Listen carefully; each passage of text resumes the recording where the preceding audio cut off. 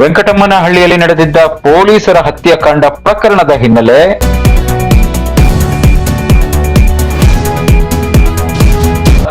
ವರ್ಷಗಳ ಬಳಿಕ 5 ಮಂದಿ ನಕ್ಸಲ್ ಆರೋಪಿಗಳನ್ನ ಬಂಧಿಸಿದ ಪಾವಗಡ ಪೊಲೀಸರು.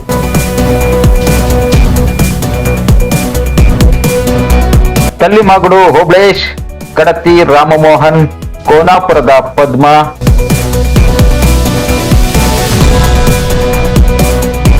ಕೊನೇಟಿಪಾಳ್ಯದ ಅಂಜಿನಪ್ಪ, ಗಂಟಿಮರಿಯ ಗೊಲ್ಲನಾಗರಾಜು ಬಂಧಿತ ಮಾಜಿ ನಕ್ಸಲರು.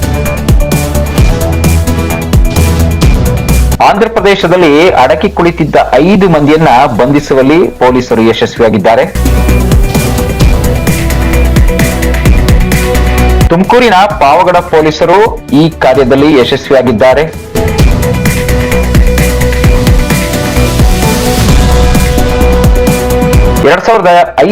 ಫೆಬ್ರವರಿ 11ರಂದು ಪಾವಗಡದ ವೆಂಕಟಮ್ಮನಹಳ್ಳಿಯಲ್ಲಿ ನಡೆದಿದ್ದ ದಾರುಣ ಘಟನೆಯಲ್ಲಿ 6 ಮಂದಿ ಪೊಲೀಸರು ಸೇರಿ ಒಬ್ಬ ನಾಗರಿಕ ಗುಂಡಿಗೆ ಬಲಿಯಾಗಿದ್ದ.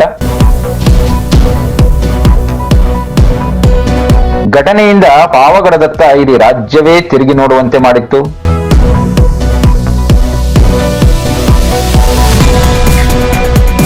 ಪೊಲೀಸರ ಕ್ಯಾಂಪ್ ಮೇಲೆ ನಕ್ಸಲೀಯರು ಗುಂಡಿನ ದಾಳಿ ನಡೆಸಿ ಹತ್ಯೆ ಮಾಡಿದ್ರು.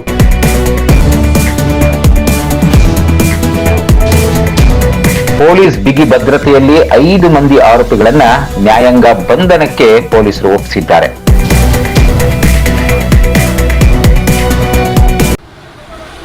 ಸರಿಸುಮಾರು 19 ವರ್ಷಗಳ ಹಿಂದೆ ತುಮಕೂರು ಜಿಲ್ಲೆ ಪಾವಗಡ ತಾಲೂಕಿನ ನಾಗಲಮಡಿಕೆ ಹೋಬಳಿಯ ವೆಂಕಟಮ್ಮನಹಳ್ಳಿಯಲ್ಲಿ ನಕ್ಸಲರು ನಡೆಸಿದ್ದ ಪೊಲೀಸ್ ಹತ್ಯಾಕಾಂಡ ಪ್ರಕರಣದಲ್ಲಿ ಓರ್ವ ಮಹಿಳೆ ಸೇರಿದಂತೆ 5 ಆರೋಪಿಗಳನ್ನ ಪೊಲೀಸರು ಭಾನುವಾರ ರಾತ್ರಿ ಬಂಧಿಸಿದ್ದಾರೆ.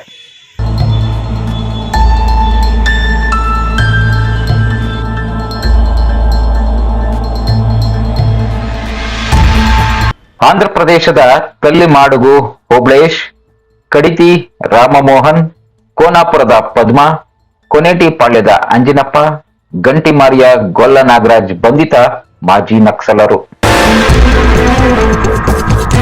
ಬಂಧನಕ್ಕೊಳಗಾಗಿರುವ 5 ಆರೋಪಿಗಳನ್ನ ಆಂಧ್ರಪ್ರದೇಶದಿಂದ ಕಳೆದ ಭಾನುವಾರ ರಾತ್ರಿ ಭಾರೀ ಬಿಗಿ ಭದ್ರತೆಯಲ್ಲಿ ಕರೆತರಲಾಗಿದ್ದು ನ್ಯಾಯಾಲಯದ ಬಂಧನಕ್ಕೆ ಒಪ್ಪಿಸಿದ್ದಾರೆ.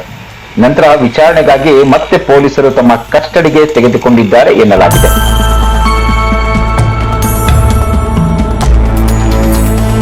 ಪಾವಗಡ ತಾಲೂಕಿನ ನಾಗಲಮಡಿಕೆಯ ವೆಂಕಟಮ್ಮನಹಳ್ಳಿಯಲ್ಲಿ ನಡೆದ ಪೊಲೀಸ್ ಹತ್ಯಾಕಾಂಡ ಪ್ರಕರಣ ಕುರಿತು ಪಾವಗಡ ಮತ್ತು ಮಧುಗಿರಿ ನ್ಯಾಯಾಲಯದಲ್ಲಿ ಇನ್ನೂ ವಿಚಾರಣೆ ನಡೆಯುತ್ತಿದೆ. ಬಹುತೇಕ ಆರೋಪಿಗಳ ವಿರುದ್ಧ ನ್ಯಾಯಾಲಯ ಜಾಮೀನು ರಹಿತ ವಾರೆಂಟ್ ಹೊರಡಿಸಿದೆ. ಕೆಲ ಆರೋಪಿಗಳು ಆಂಧ್ರಪ್ರದೇಶದ ವಿವಿಧ ಕಡೆ ಕೂಲಿ ಮಾಡಿ ಜೀವನ ಸಾಗಿಸುತ್ತಿದ್ದಾರೆ. ಪೊಲೀಸರು ಆರೋಪಿಗಳನ್ನ ಸದ್ಯ ಹಂತವಾಗಿ ಬಂಧಿಸಿ ನ್ಯಾಯಾಲಯಕ್ಕೆ ಹಾಜರುಪಡಿಸುತ್ತಿದ್ದಾರೆ. 19 ವರ್ಷಗಳ ಬಳಿಕ ಇದೊಂದು ದೊಡ್ಡ ಪೊಲೀಸರ ಬೇಟೆ ಎನ್ನಲಾಗಿದೆ. ಮಾಜಿ ನಕ್ಸಲರನ್ನ 19 ವರ್ಷಗಳ ಬಳಿಕ ಬಂಧಿಸಿ ಜೈಲಿನ ಹಿಂದೆ ಸರಿಸಿದ್ದಾರೆ. ಅನಿಲ್ ಯಾದವ್, ಕನ್ನಡ 9, ಪಾವಗಡ.